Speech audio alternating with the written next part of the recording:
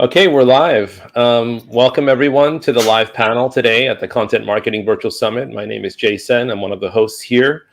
So to get started, since we have only an hour and we've got four incredible panelists today, I'm going to go around and let everyone just say where they are in the world, introduce themselves, and just say hi. And then I'll come back again and ask everyone to describe your organization and agency separately. So we'll start with Jorgen. Yeah, thank you, Jay. Thanks for having us. So I'm based in Norway I'm in Norway right now. I'm usually based in Hong Kong. I just came back to Norway now this Saturday, so it's been a little bit of a time difference change, but I'm very excited to be here today. Awesome. So Jorgen from Norway. That's great. In Norway, normally in Hong Kong. Okay. Yeah. And Lee, what about you? Welcome. Hi, glad to be here. Thank you, Jay. I'm Lee Simpson. I'm the CEO of Insynth Marketing. Awesome. Based in the UK. Where in the UK? In Shropshire, which is out in a beautiful countryside that you can see with lots of green space. Awesome. And then David Finch, welcome. Hi, Jay. Thanks for having me. I'm David Finch. We're based in the UK as well, just outside Oxford. Awesome. So we have people at the summit from all around the world. We've had speakers from Russia, St. Petersburg, Russia, from Italy, from Hong Kong, and now in Norway, UK, obviously, Australia, USA. So really a diverse group of people representing different aspects of growth and marketing and strategy. So to start off today, all three of you, Jorgen, Lee, and David, are the managing director, CEO, or founder of a successful marketing agency. And one of the questions that we've received at the summit from quite a few people, and imagine that there's CMOs that are attending, and also directors of marketing and so on, is how can I tell the difference from one marketing agency and another, which is something marketing agencies try to help their clients do. So the first question to each of you is, if someone is curious, what differentiates or makes your marketing agency, what is your marketing agency? You could start by just saying, this is my marketing agency and this is what we do. And then what differentiates you from other agencies? So let's start with Jorgen. Yes. Well, it's a good question.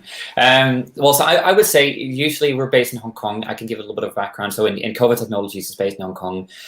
We originally came out of the manufacturing industries, specifically focused on textiles and apparel, being one of the kind of core expertises that we had. So we understood the textiles and apparel supply chain, everything basically beyond or behind fashion. And that eventually also, I think, led us to realizations and to understand also a lot in manufacturing industries, in B2B and kind of industrial settings, that the way people understand marketing and sales tends to be very different, and even just the way it's executed, the way it's planned, the way people think about it, or the way that's almost even non-existent in a lot of cases. So that's really how we got started in the beginning, and I would say that that's shaped us to become what we are today. And I think what differentiates us very much today is that we have an expertise in a very particular type of business. We focus on manufacturing businesses and on industrial technology companies.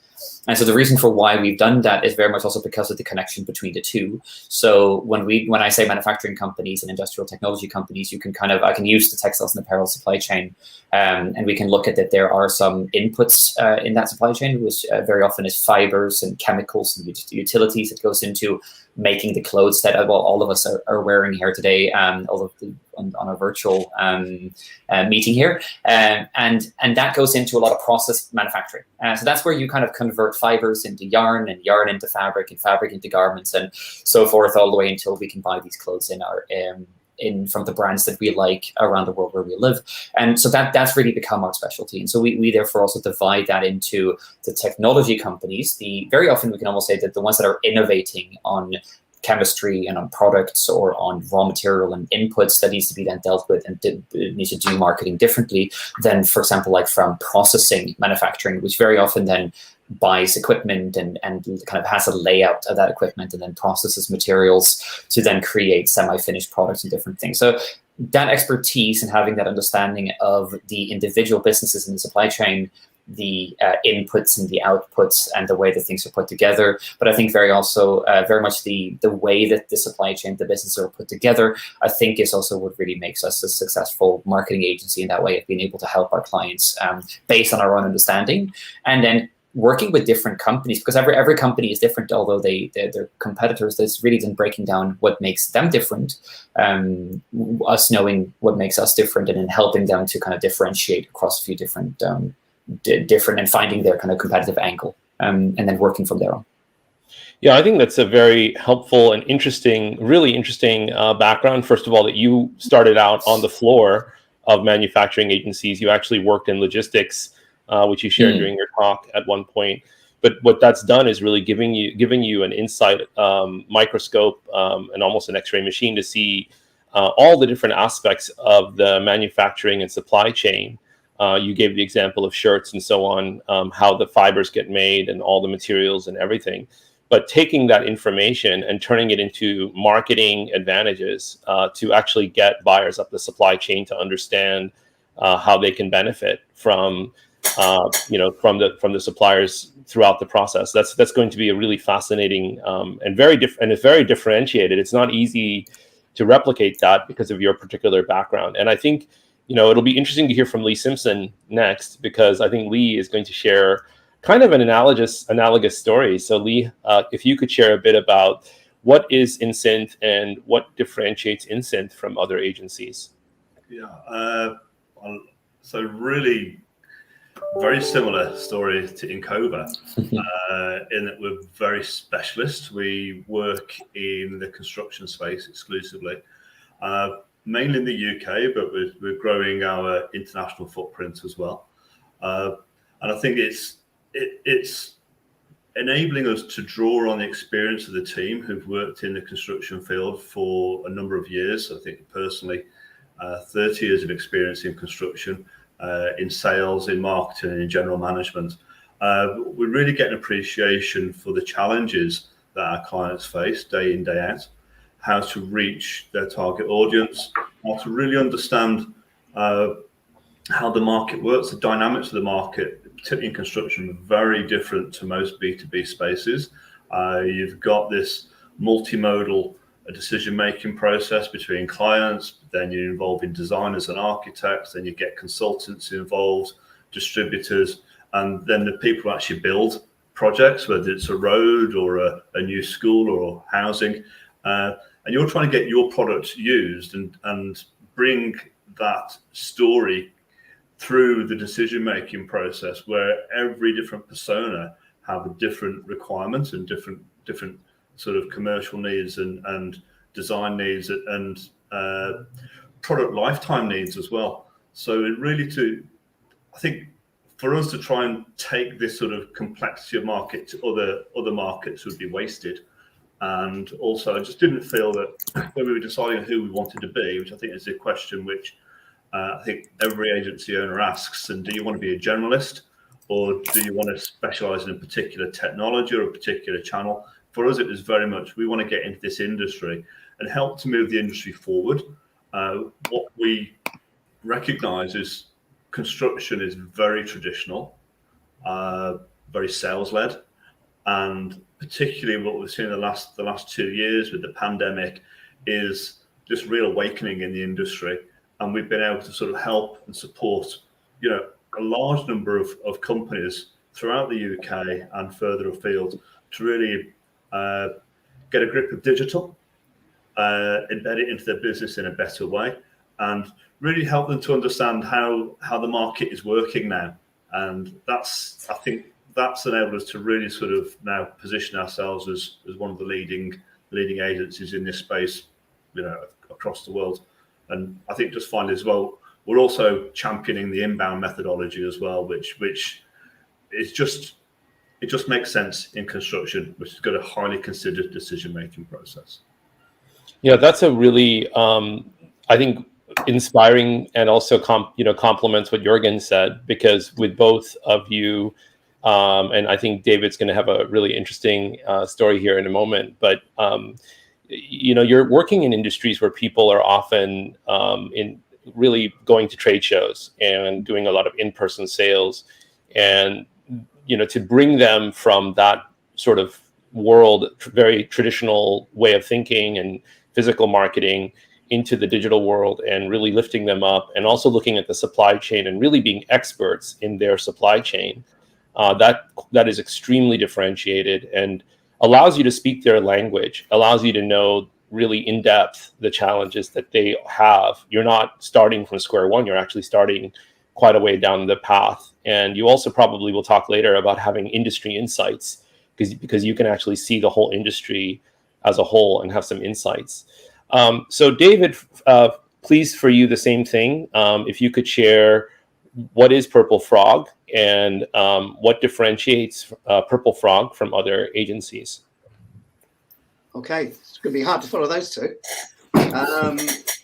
So Purple Frog, we're ostensibly a sales and marketing consultancy, and I use the word consultancy because it's what we do. It's about actually helping people who are consultants and or manufacturers or other B2B businesses who are really looking to change how they currently sell. So they're looking to change away from being the box shifter, the pilot high, sell it cheap approach, and actually be able to go out there and do a consultative sell around the expertise that they've got. So it's working with these businesses to get them to understand that marketing and selling is more about helping your customers buy from you than it is shoving information in front of them, hoping that they're going to buy. So it's using the internet content, all the various channels that are out there, and including trade shows and exhibitions if people are actually going to trade shows, or even something basic as, in the UK, I don't know if it's around the world, in the UK, law firms love going out and networking. I don't think they get any business, but that's because they try and push what they've got rather than listen to what people's problems are. So it's using that ability to share their story in a way which informs their target personas of how they're going to help them. And then some people will have heard of a guy called Seth Godin. He wrote a book called Purple Cow. We were Purple Frog before he wrote it, just so that everybody knows that we're the younger one. We're the older statesmen here. But he talks about remarkability, and we talk about we work very hard with clients to get them to understand what is remarkable about their business in a way that their clients refer to it, or their target market refers to it. So it's what their remarkability is, what is the value added by everything they do, in a way which then they can inform more people in that particular sector exactly how they're going to add value to their business. And it's less about pushing offers in front of people, pushing yourself in front, more about gathering their information and the business intelligence in order to be able to advise better. And if you're going to be a consultant, and if you're going to do a consultative sell of a product, then you need to learn to listen to understand and not listen to sell. So that's it's pretty interesting, actually. And I think too, David, just to kind of have the analogy full circle, you also started off being a chartered financial accountant. And so one of the things you were saying that in your background was that when you were in this accounting world, you saw that these chartered accountants, there was a moment where they were allowed to start marketing. They weren't allowed to start marketing before that in the UK. And when all of a sudden they were allowed to start marketing, it dawned on you that a lot of people didn't really understand, how to actually tell their story and be remarkable, as you said, and create a good, consultative approach. I mean, a lot of these accounting firms really got stuck on that. So we'll go around in a moment, and everyone can go a little bit deeper in terms of the backgrounds. But we really have a group of people here today that are very thoughtful about creating long-term value for their customers. And that's one of the things I think a lot of people may not understand about working with an agency. They might think an agency means that you hire them, and in 90 days, all problems are going to get solved. Revenue is going to double, and they're done. And if they can't measure the success in 90 days, then it wasn't working, and let's fire them. And so the question I have for each of you is, when you're interacting with clients, how do you talk to them about this kind of, everybody wants people are nervous, they want that short-term result to know that it's working. How do you talk to them about being patient and developing a long-term sort of framework around their marketing growth plan? So we'll start with Jürgen. How do you talk to your clients?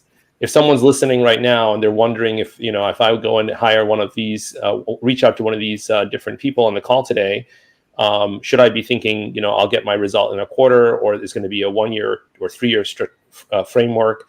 How would you talk to them if they're listening about, this is what you should be thinking about long-term versus short-term for marketing and growth? Yeah. No, so I think it's different different agencies and different industries, but I think it is the approach that we're taking to a lot of this, and when we're speaking to new clients in particular, it's really about building this relationship. So I think also starting with kind of like the short term versus the long term. I think the big thing for me in there is to understand kind of the power of focus and to really talk upfront about why it's important to have a focus all the way from the beginning and to set the expectations right and to build a relationship with a client. So, for example, like if we do talk about very short-term basis results, then we have to be very, very focused on exactly what it is that we're trying to achieve. Because I think a lot of companies, especially in the manufacturing industries and with the clients that we work with, don't necessarily always have a very specific or a very kind of concrete understanding of exactly what marketing is and how it can help them and exactly what it is that they're looking for marketing to do for their company. So I think that's usually the first discussions that we need to talk about is, what is marketing to them? What are they looking for marketing to do for them? And then to talk a little bit more about, how broad that scope of work would be. If we're talking all the way about, like saying, I want to invest in working with your company, and I just want that to impact my revenue, say like kind of my sales numbers, then we need to break that down into all the different things that will then kind of influence the revenue, and to talk a little bit more about like what type of revenue are we talking about here. And I think very quickly then we need to move from the short term into the long term discussions. I think that we can't just start on a 90-day program and then suddenly to start to have revenue impact or different things. But that at the same time doesn't necessarily mean that we can't see results. So I think that it's just talking about what type of results we're going to be achieving within the time frame. And of course, there's, I think, like with anything and with the programs that we're starting out with, and you have to have some quick wins, and you have to gradually build a program with a client so that you can have things happening and you can see some results, but you can be very clear about what those results are upfront, and that also that it will take time for you to really get to those big and impactful results. So I would say it's very important for us to start building a relationship, but the way that we do this is also to check in with our clients very often on a weekly basis to talk about for us to learn more about their business. And this is very much also just what it takes to get to know each other as people or as businesses, that we have to really, really sit down, and we usually start with running workshops with our clients. So we have a specific set of workshops. We dive into understanding their business, what makes them different. I think in a lot of cases, the companies and the management or the clients that we work with, they very often also has a lot of new realizations in this process, in particular also manufacturing businesses, that where they suddenly start to realize things that they've actually never really thought about before that is now new to them, and they also have to think about kind of how that affects them. And of course also it's not just us coming in and doing all the work for them, but it's very much becoming, I think, a team together with the client.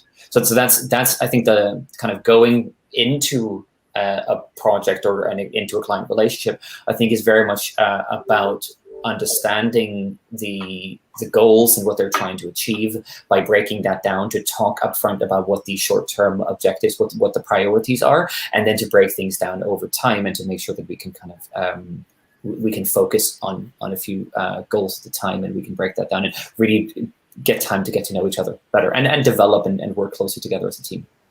Yeah, I think the main thing, one of the two or three of the main things that you've touched on, Jürgen, is that really, in a way, there's a bunch of hidden value, almost what you call latent value or latent. They're sitting on this almost gold mine, and they don't really know where to look, and they don't even realize it. So, for example, I'm not going to go too much into detail, but for example, when you do your workshops, you might be asking questions like, who are all the vendors you've worked with? Who are all the people who bought from you? and through that process, all of a sudden there's a realization that they're sitting on a gold mine that no one has ever helped them to uncover and really dig into. And so through that in-sense discovery process, you're saying to them on one level, there's a bunch of latent value in your business, and we're here as strategic, thought partners that can plan and execute to help you uncover this value piece by piece until your business becomes, much, much more valuable, possibly a different even value model in some sense, than just what you started with. And we'll come back. You can maybe have some thoughts about that aspect, and we can discuss that in the next round of questions. So Lee, one thing that Jorgen said is that he runs workshops. He helps people to shift their thinking about their business. Yeah. He really helps them to reframe what's possible for their business. So from your point of view, could you share a bit about how you see that same question when you're working with the construction and manufacturing materials industry? How do you help them to think about short-term versus long-term and really think differently about their business? I think the first thing we try to establish is where they want to go. What are their longer-term plans? Because a 2 or 3 month sprint could be great, but if you're not heading in the right direction of where you want to be in, say, 5 years' time, then it may not be the best use of resource. So we try to understand where they're trying to be strategically, and then we just benchmark where they are now so we can understand the gap, and that then allows us to sort of really understand at a forensic level what the size of that challenge is. It could be that they've got great website traffic and they've got strong levels of following on social media, but they're just not converting that. So they could be sitting on a great asset and not making the most of it. Or it may be that they've not really got their act together on the digital side. The website's in a bit of a mess. They've got low traffic. They're getting dominated on SERPs. They're getting dominated by their competitors, and you've got a different conversation then. So we always try and look for quick wins, what we can do to fix like the obvious things in the first few months. But I think once you understand the size of that gap and the size of the challenge that you have to sort of bridge it, I think then you can start to have a conversation around the investment that's required. And that can be quite an eye-opener for some people. It may well be, that they need to spend way more than really they've got available at the moment. So then it may be a recalibration of the goal. So it's just getting to know each other in that first few months is really about understanding where we are, where we're starting off from, and how we're going to sort of work together to deliver a realistic and achievable goal. Now, I think once we've decided what we're going to do, as I said, quick wins are really important. But for us, it's mainly about having real measurability and transparency, so we can see step by step what we're doing, and we can iterate on a weekly basis with different tactics and different things to try and move them forward. But I think, I'm sure Jorgen and Dave will agree. This is where I sort of find this sort of cookie cutter approach is really sort of offensive, because with every business, they've got a unique set of challenges and a unique set of goals. So you really have to have a very tailored approach, which is, aligns goals, the reality of where we're starting from, and the budgets available to invest to deliver the best return on investment possible.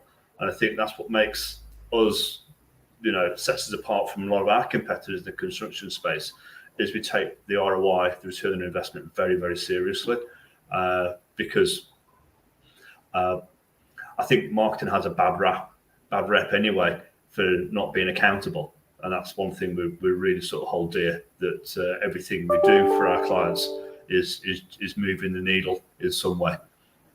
Yeah, I think one of the themes that you mentioned that Jorgen also spoke to is the accountability in just even having the weekly conversations and really having them know that you're part of their team. You're not really, it's not like good luck. We're going to be in the background. You're actually communicating, and so it's very transparent, as you said, Lee.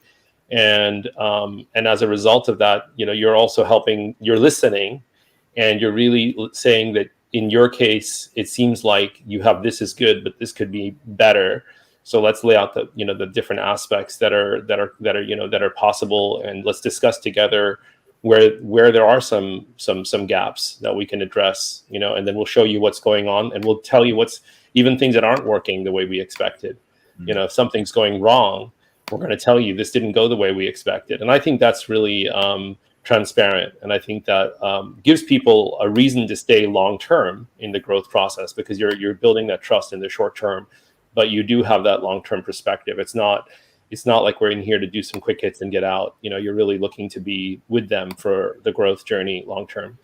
So David, to you, let's say people similarly, there's people listening here who are wondering, they've worked with marketing, consultants and agencies and so on, and they've sort of had a very impatient kind of mode of thinking where there's quarterly numbers, everyone wants to see it's working right away, etc. What would you say to, how would you describe your approach to helping people reframe from very short-term thinking to a longer-term, way of looking at growing their business? Okay, it's very similar in many respects to what's already been discussed by Jorgen and Lee.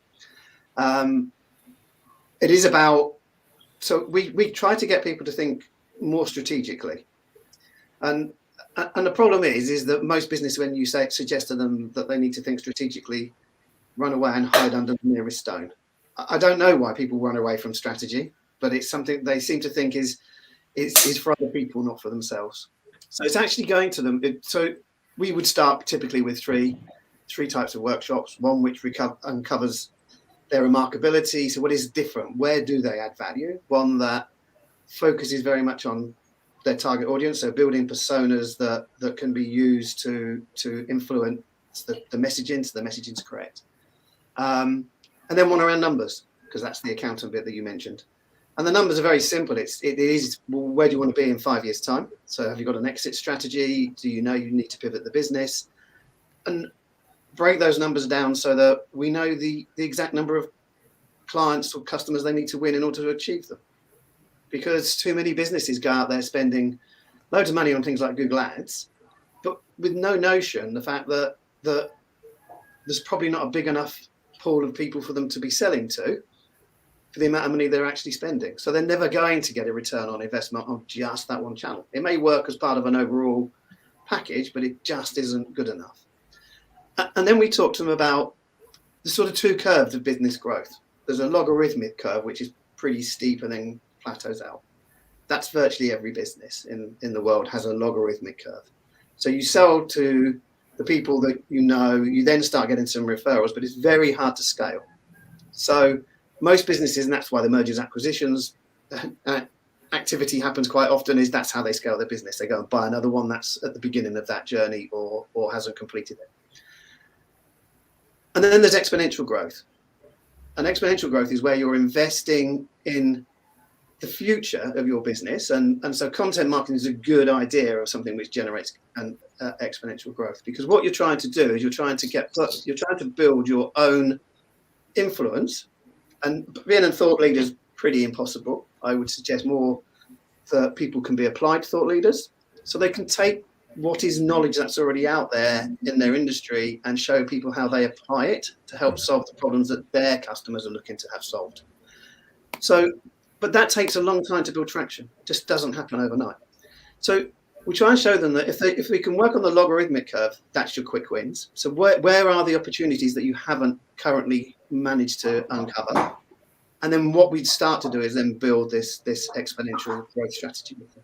And then if you combine the two together, you get enough to keep the ball rolling today, but they're then really investing in the future of their business.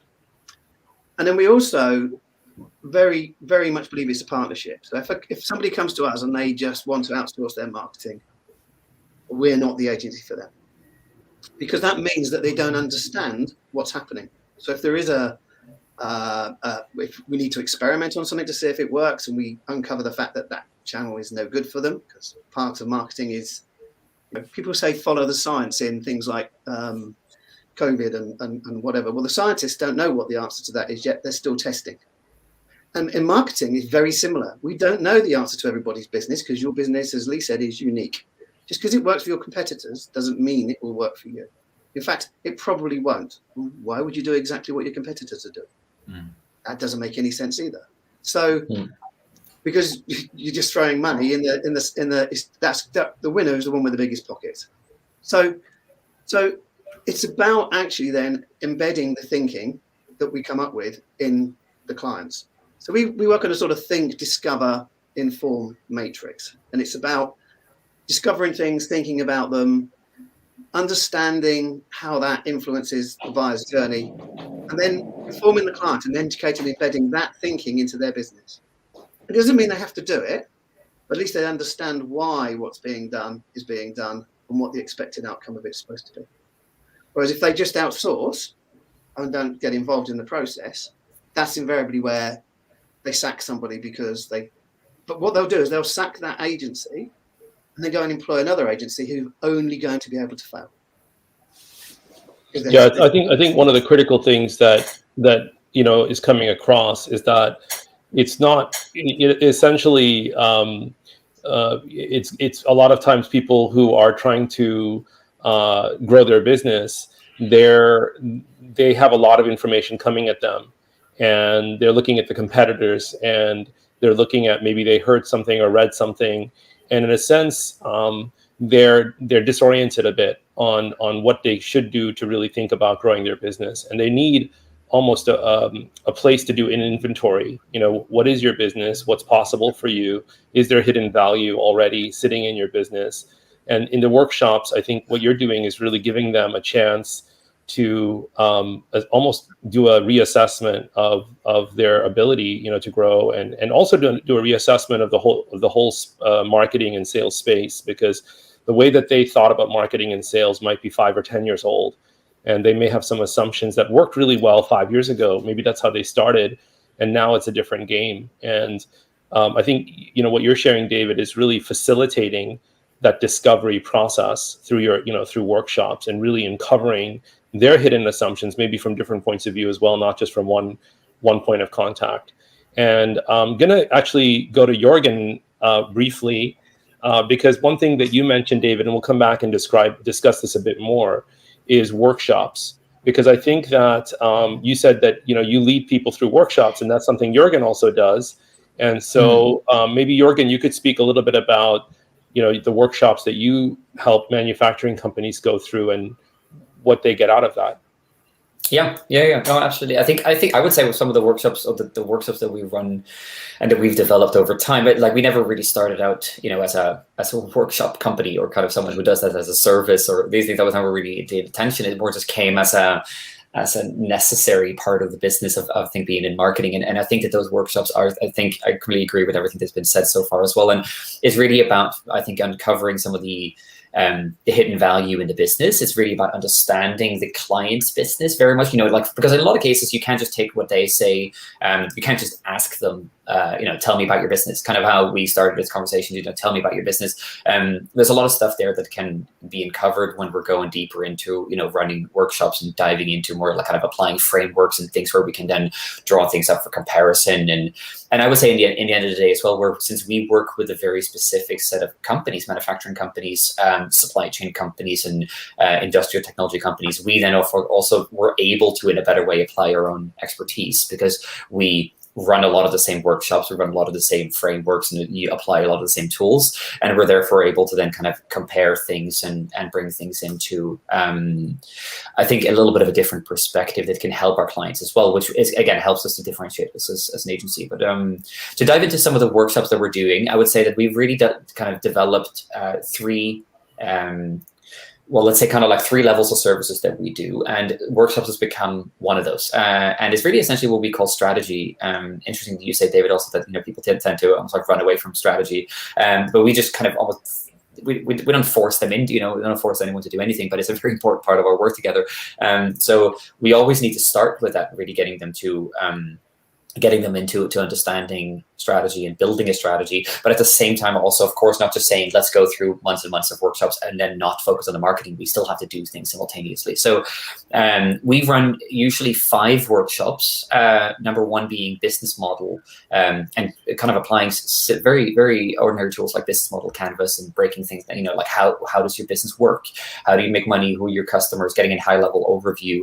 And then breaking that into something we've called the solution matrix. And I'm not actually sure if that's a standard framework that way, but we've ended up calling it that. And then just like looking very specifically into what's your, diving into what we've uncovered in the business model canvas and the customer segments, looking at your products and services and how you fit together your products or services with your customer segments, and then talking about value proposition, and then specifically going into the value proposition of each of your products and services to each of your customer segments or personas, and specific as we can go. And then from there, we go into a little bit more of like, if we're going to be able to get to understand something we can test, at least from the beginning, we need to understand costing and pricing and value. So that's the next kind of workshop that we dive into, is understanding how much does your products and services cost, or how much they price that. How does your costing behind that really look? What's your costing and pricing models and the way that you're thinking about these things? And then also talking about value in that context to the customer, and being able to kind of quantify the value proposition, I guess you can many ways say.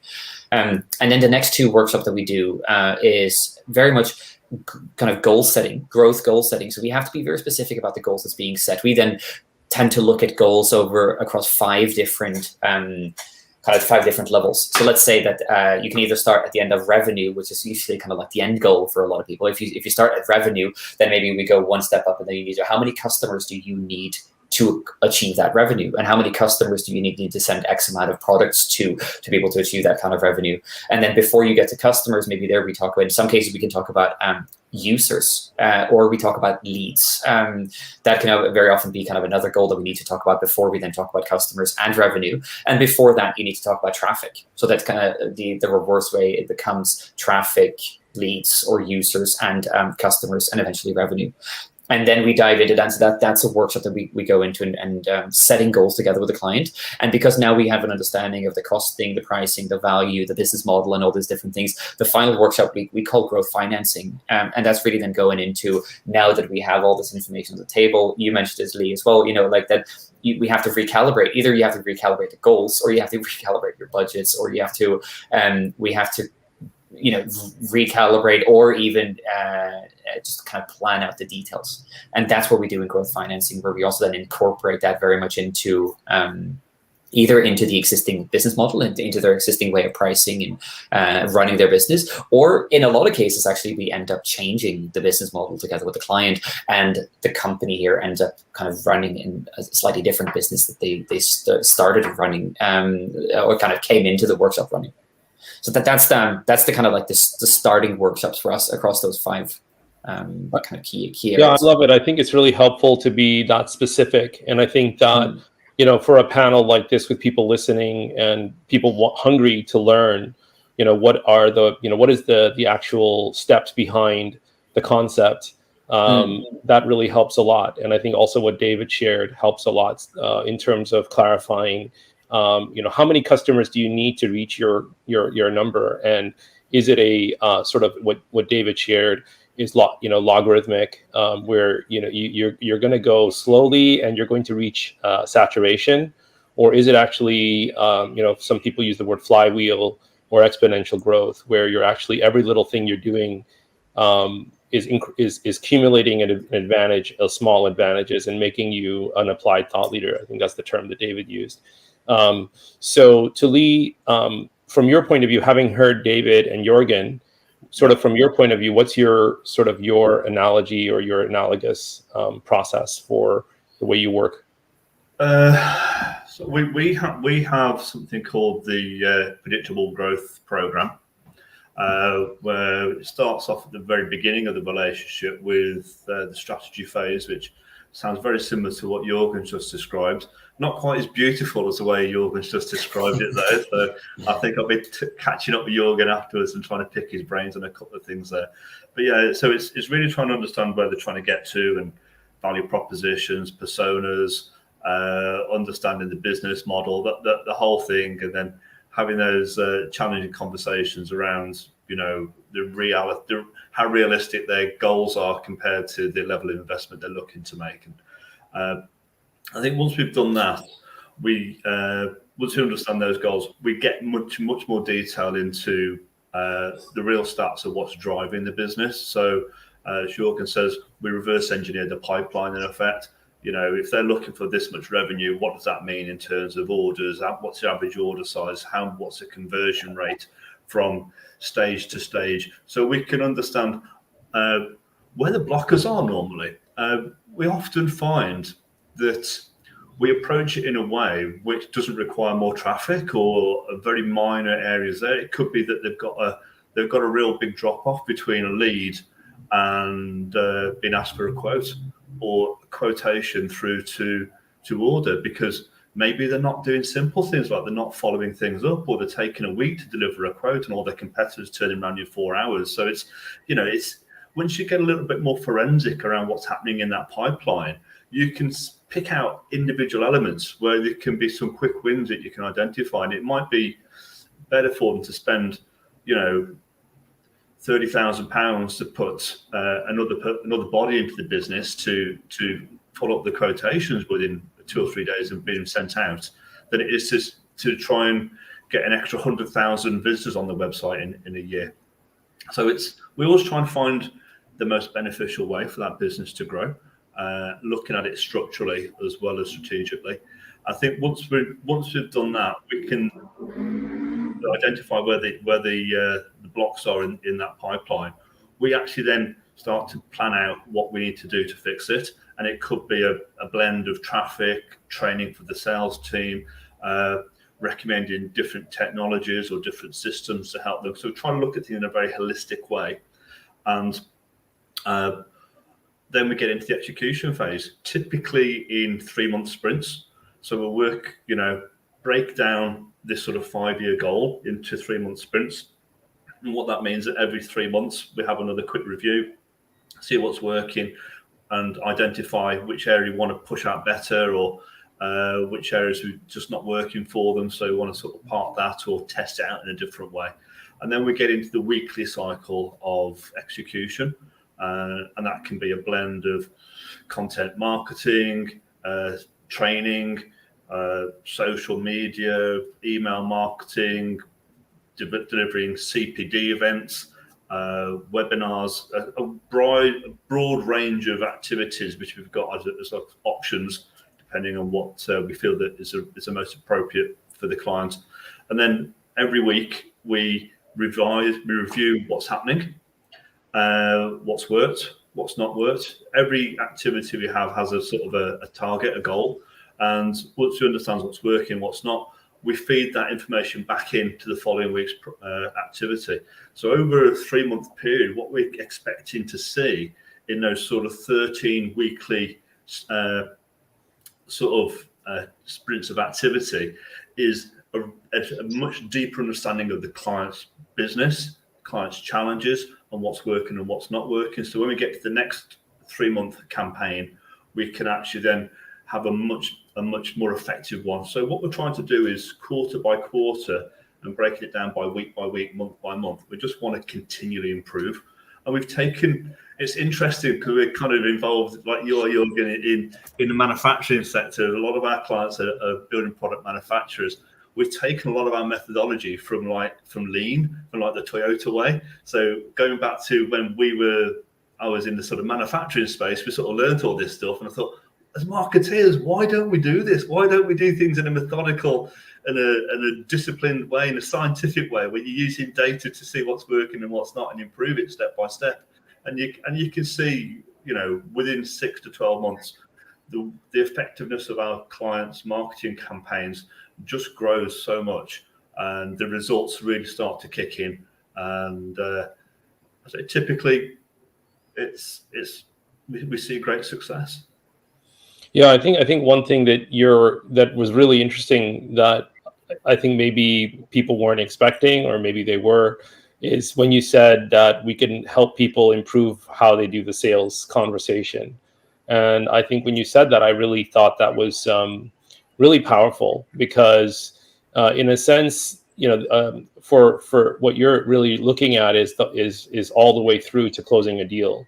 And I also really appreciated that when you said that you're looking at, let's say, for example, there's not enough quotes being followed up on. I think that shows both the understanding of that industry, like how important that quoting process is in a supply chain type business or in a manufacturing type business. That's a level of insight that, let's just say, a generalist wouldn't have.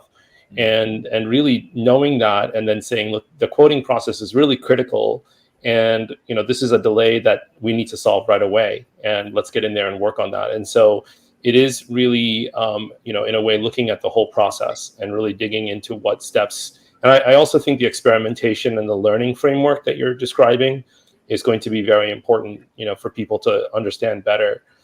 So now we're going to go to David, and I think, David, you have kind of, if you will, a range of things that you could touch on given what you've heard. One would be, for example, the incremental sort of learning process that you help, that Purple Frog helps clients to develop a frame of reference where they are actually learning, from each effort and each investment. That would be, kind of, I think, the theme that we're touching on right now. So if that's something that is interesting to you. The other one is we've been describing and discussing more on the workshop side. So if that's something you feel like you had something you wanted to bring up, that's also something I think people would get a lot of value from. So those are the two themes we're touching on right now. But I think the incremental learning is really, those are the two things. So which of those two are most interesting to you, David, to touch on? I'm going to quickly combine them for you. Okay, great. I think they sit separate. So if we think about the workshops, whilst they're done at the beginning, are actually a continuum. So there may be 3 workshops that we do, and they're pretty similar to the 5. We've just condensed them to 3, and we cover virtually the same sort of stuff.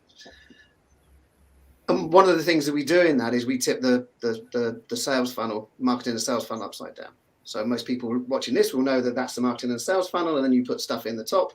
And as Lee's pointed out, lots of things fall out the side and people don't do stuff. They're either spending money to the wrong people or whatever. So we just tip it that way so that we get clients to understand how do they convert their most ideal and what's the most cost-effective way of doing it. So what is their current conversion ratio to win that one? And the reason I say that is because we run that as a continuum throughout the whole of the relationship. So part of the embedding and learning is taking the concepts behind the workshops that first started and then getting the client to understand why we're doing these. Because again, a lot of agencies will do workshops, but then they go into this void where they cut, and then 5 weeks later they come out with a strategy or they come up with something, and it's a document that the client puts in a box somewhere. Or they'll go around and say, well, you've only told me what I already knew. But then again, Lee touched on this. The art of a great consultant is to be between a consultant and a coach. Because if you're just a consultant, you tell people what to do. And if you tell somebody what to do and they don't understand it, it'll be successful only if you keep doing the doing for them. Whereas actually, if you can coach them at the same time and educate them and embed the thinking about the whole process into their business, which can take a year, 2 years for them to actually really buy into it. So you need a champion internally, somebody who wants to take on board all this learning and wants to be saying, great, I'm the internal champion. I'll make this work for the rest of my team as well. Get 2 champions, even better. But the concept is you take the initial thinking. So how do we use strategy to inform which tactics should be used? And then how do we test the tactics? So experimenting and learning from that. And then how do we inform the rest of the team? Whether that team is the C-suite above the marketing team or whether that's people further down. So again, a lot of the workshops we do involve people who would be normally deemed as shop floor, for want of a better description. So they're through the whole process. So if it's a manufacturing company, we want people who are making the products. If it's a firm of lawyers, we want people who are doing all the advice right from the bottom level right through to the top, because it's people at the bottom who totally understand how the business works. People at the top tend not to. They're not involved in the day-to-day necessarily. And then the other bit to consider is also, it's one of the parts of our workshops which is separate, but it's involved in the remarkability one. But it's actually having conversations with customers and clients. So most businesses will build a value proposition around what they feel is valuable of their product and their service. They should build a value proposition around what the people who are using it think is valuable, because it's probably different. So part of that embedding then is to keep a continuous cycle of information back from customers and clients so that they understand if the things are still going well, or is there new stuff they should be doing, are there other problems that they should be listening to. So you create that. It's a different culture. It's a culture of help, not sell.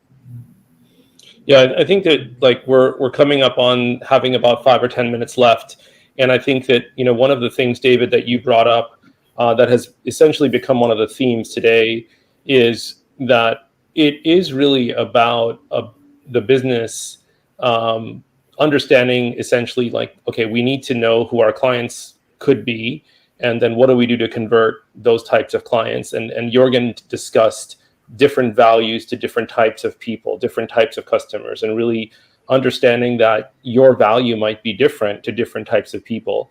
So that is one of the critical themes that really clarifying that, and then utilizing that, as you shared, David, to really measure whether it's working and build the behaviors. I mean, the theme I'm getting is the behaviors that the organization is doing essentially will change over time. So it isn't like they're just asking you to do everything and they're going to sit back and watch their business grow. And if it doesn't grow, then they're going to, essentially try to switch to someone else and something like that. It's really more like, let's look at your organization, work together to essentially evolve your organization, evolve the behaviors, evolve the thinking, evolving the measurement, evolving how you communicate value. And that is where, you're working to really shift the actual way the organization is communicating and interacting and even closing deals. But the other thing that came up from all of the things that everyone has shared is the emphasis on listening. And I think in terms of listening, one of the things that we can, the last few minutes today, we can go around and everyone can kind of have a final sort of what you are thinking as you've heard the chat today in the live panel.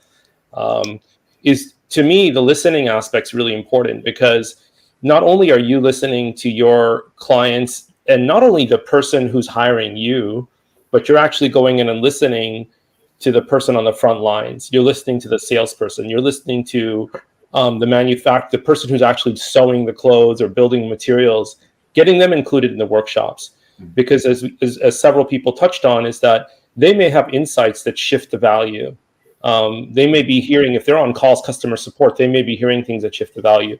So the way you're teaching them to sort of, this is also a kind of hidden value, is that there's lots of touch points with customers, but people aren't listening. They're not really taking that information in and they don't have a process to really sort through that. So where is all that information? It's not even being collected. It's not being utilized. It's not being fed back in. And then also just the way that each of you have shared that you listen. When you go in, you're spending a lot of time listening as well. So you're asking them to listen to their clients, you're listening throughout their organization, and you're also listening to them. And that's why the information flow is shifting. It's shifting from the way that it has in the past. So those are some of the themes that I've gleaned. So let's just quickly go around, and everyone has, a couple minutes. We're down to like 6-7 minutes left in the live panel today. Jorgen, I'll go to you. And for people that think that, I'll give you a challenge, kind of a challenge frame. And the challenge frame is, I'm in China. I've been doing manufacturing. I'm doing, 200 million a year of sales. My grandfather started this company. We know what we're doing. We're already, we're growing. Yeah, we're going through tough times, but that's because of external factors, right? It's not nothing about us. The challenge frame is, let's say they're listening to this talk. What would you say to them? How can you shift from just from that frame of reference, what questions would you ask them to go take away, think about, and maybe come back and discuss with you if they think that they've done it this old way, this is the way they're used to doing it, this new stuff doesn't make much sense, or they don't think it applies. So that's the challenge question to you, Jürgen.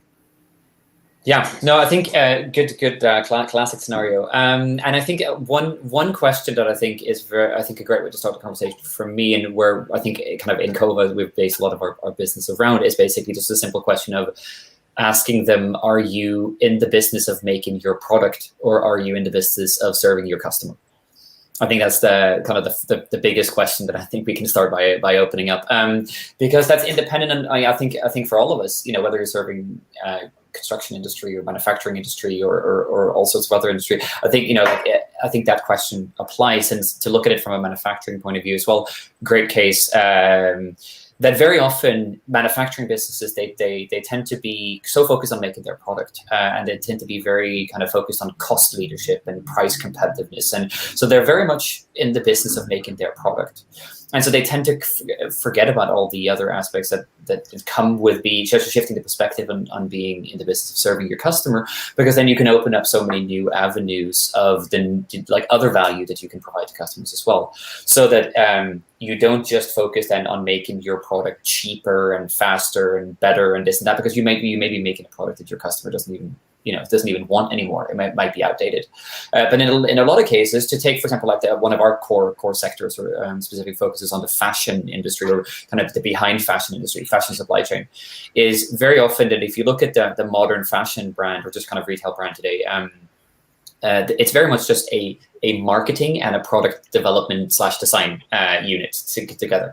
And so what fashion brands do is they try to understand their markets and come up with new products, and then try to market and kind of reach those consumers and those markets. And what's happened very much in the last, let's say, 10 to 20 years at least, is that these fashion brands has not been able to have their own sourcing businesses. And what's been very big in Hong Kong is that brands have had retail brands and fashion brands have had sourcing units in Hong Kong, for example. And so a lot of that understanding of how products are put together from a technical point of view, what's the latest fibers and technical properties that I can put into this, and how can I develop my products even better? They don't necessarily have those technical units within the business anymore. So it's shifting more and more back to the manufacturer, that if they then focus specifically on a persona or a specific segment of customers, they can really understand the market they are serving, and they can provide advisory on top of that, which doesn't have to be packaged as advisory. But just I'm going to time out. Yeah. So that we've got 2 minutes left. I'll be really tough.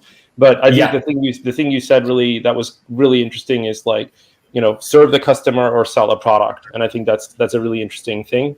Quickly, Lee, I'll give you a minute and a half, and then David a minute and a half, and I'll just say thank you to everybody so that we don't go too far over.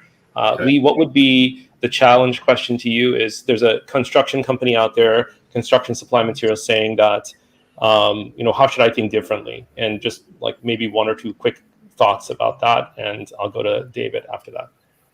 I think for us, it's just going back to what we were talking about before. It's if people want to grow in 2021, 2022 and beyond, I think the idea of driving everything through cost these days is losing its sheen.